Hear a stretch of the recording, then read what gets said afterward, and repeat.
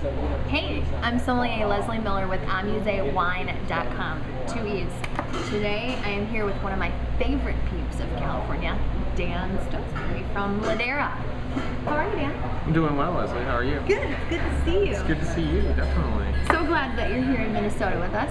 I want to give people I have huge love for Ladera and always have. I just think that these wines are really stellar and very, very unique for California.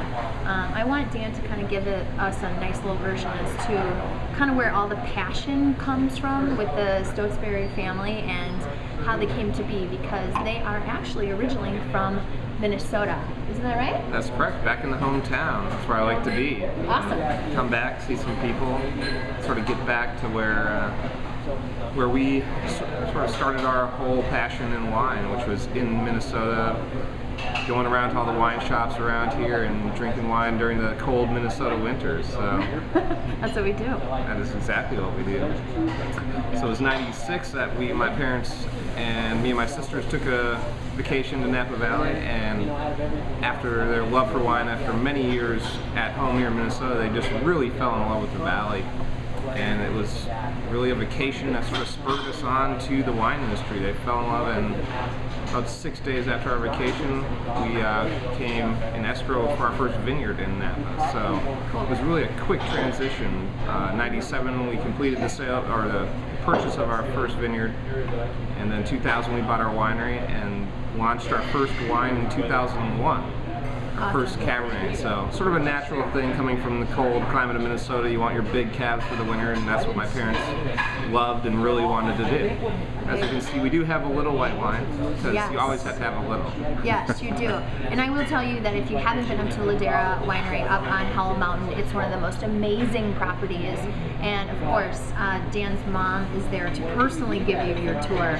So you really do get a lot of that like Minnesota homey love when you go to visit. Definitely. We brought Minnesota nice to California. So. Yeah. Minnesota nice nasty, right? Yeah.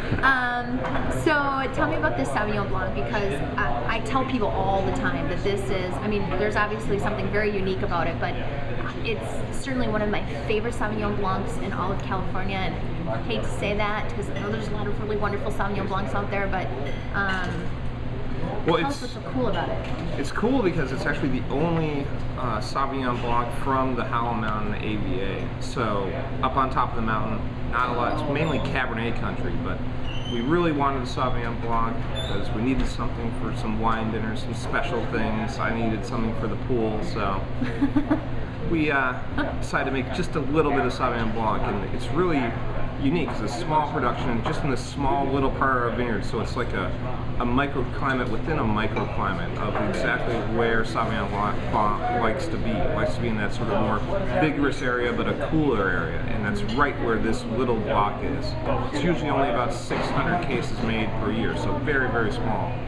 And very sort of more French in style than your typical California Sauvignon Blancs. You have lower alcohols, more minerality, really good fruit, but not a lot of grassiness or a lot of grapefruit. So it's really a very well-balanced Sauvignon. It's so beautiful, light, crisp. It's 12.5% alcohol, which again, like Dan said, it's very more European style. Crisp, light, doesn't have to give you all that big grapefruity kind of juice bomb, which is so killer.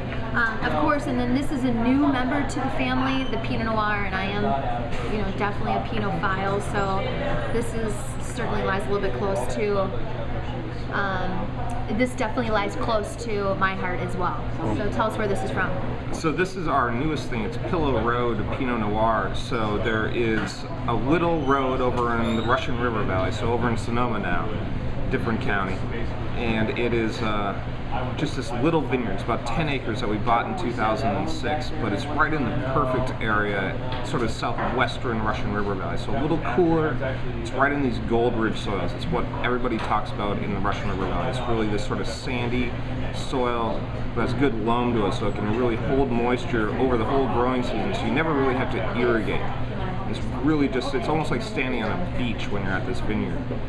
And just a property that we picked up just on a whim that we got a really great opportunity to buy, and never really considered doing Pinot until we got to see this property, and it was such a great deal that we had to go for it. So named it Pillow Road because it's on this little road over in Russian River Valley, and it's sort of our Burgundian project, so our Burgundian varietal project. So we named it something different than Ladera, where Ladera is really our Cabernet, our Bordeaux project.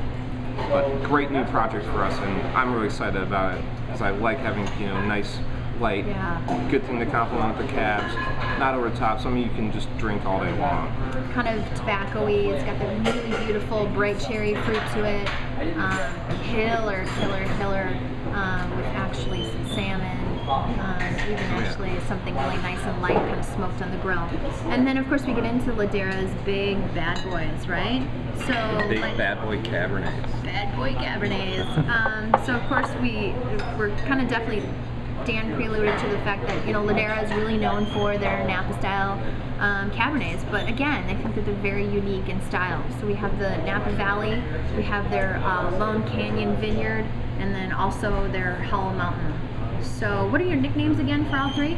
Well, the Napa is a blend of our two single vineyards, so it's both of our vineyards put together. So it's sort of, doesn't really have a name, it's just sort of our little blend.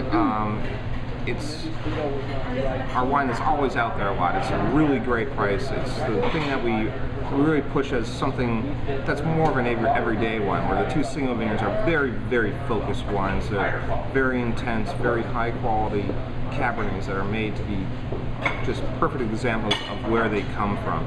The Lone Canyon Vineyard has been called our sort of our cowboy Cabernet. It's really your big, sort of rustic Napa style Cabernet, big grippy tannins.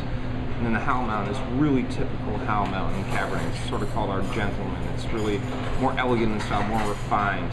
Really elegant is the best word to describe that wine. It's what most people just comes out of their mouth when they taste it. They're like, that's really elegant. And sort of more rolling, just hillside is just a great example of what Howell Mountain really is.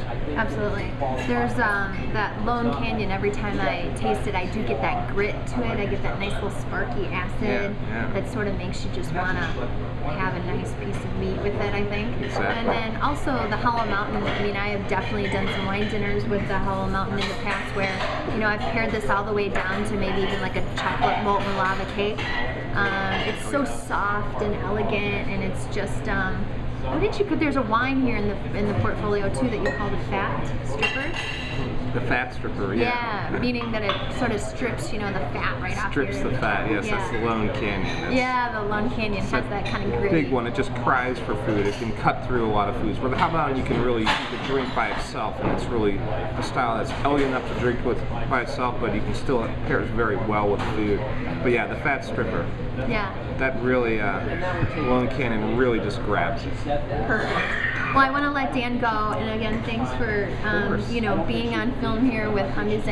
And of course, these wines are all over the Midwest region. I think that their distributor's done a really great job of putting these wines out here. And of course, Dan comes to Minnesota a lot too, so come back home quite a bit. Yeah, he likes to come back and show his wines off. And visit my favorite peeps. Our favorite peeps, our favorite peeps. And you can always find Ladera's wines, of course, nationwide. I've certainly been in cities across the United States where I order my favorite bottles of Ladera. So I appreciate it, Dan. Salute. Salute. And we'll see you next time we're here. See you next time. Get you another shot on the wine.